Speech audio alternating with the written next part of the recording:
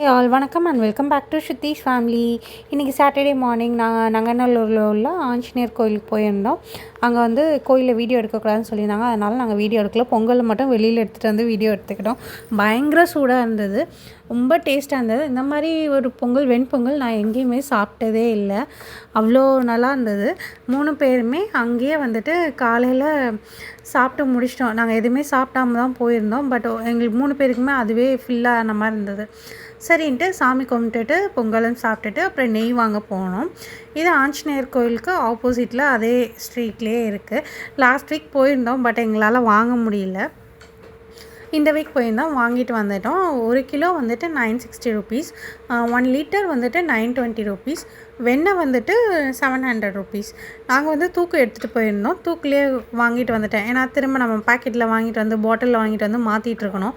So அதுக்கு இதுனா டேரெக்டாகவே யூஸ் பண்ணிக்கலாம். அப்புறம் அந்த கவரை பிடிச்சி அதை வலித்து அந்த நெய்யெல்லாம் ஊற்றுற வேலை இருக்காது. அதனால் டேரெக்டாக தூக்கு எடுத்துகிட்டு போயிட்டேன். ஸோ அதனால் ஈஸியாக இருக்கும் நமக்கு. அதுக்கப்புறம் வந்துட்டு அங்கே வந்துட்டு நிறைய பேர் வந்திருந்தாங்க. கூட்டம் வந்துகிட்டே தான் இருந்தது. 2-3 பேர் கடையிலே நிற்கிற மாதிரியே தான் இருந்தது. நிறைய பேர் வந்தாங்க. எனக்கு இதோட ரிவ்யூலாம் தெரியல. நான் இன்னும் டேஸ்ட் பண்ணி பார்க்கல. உங்களுக்கு வேணும்னா சொல்லுங்கள், நான் ரிவ்யூ கொடுக்குறேன். டேஸ்ட் பண்ணி பார்த்துட்டு ஆப்போசிட்டில் இருக்கிற கடையிலுக்கு ஆப்போசிட்டில் பூக்கடை இருந்தது. பூக்கடைக்கு போனோம். நிறைய ஃப்ளவர்ஸ் இருந்தது. இன்றைக்கும் சும்மா வேடிக்கை பாப்பா கேட்டால், பட் ஆனால் நாங்கள் வாங்கலை. ஏன்னா நாங்கள் இருக்கிற ரெண்டல் ஹவுஸ் தான். அங்கே வந்துட்டு கொஞ்சம் தான் இடம் இருக்குது. என்ன சொல்கிறது, சன்லைட்டே படாத இடத்துல தான் நாங்கள் இப்போவும் செடி வச்சுருக்கோம். ரொம்ப க்ரோத் வந்து ரொம்ப கம்மியாக இருக்குது. அதனால நான் பாப்பா கிட்டே வேணாண்டா அப்படின்னு சொன்னால் அவளும் ஓகேம்மான்னு சொல்லிட்டு வந்துட்டா. நம்ம ஓன் ஹவுஸ் கட்டிட்டு வாங்கிக்கலான்னு சொன்னோடனே அவளும் ஓகே சரி அப்படின்ட்டு வந்துட்டா. நாங்களும் ஓகே குட் கேர்ள் அப்படின்னு சொல்லி கூட்டிகிட்டு வந்துட்டோம்.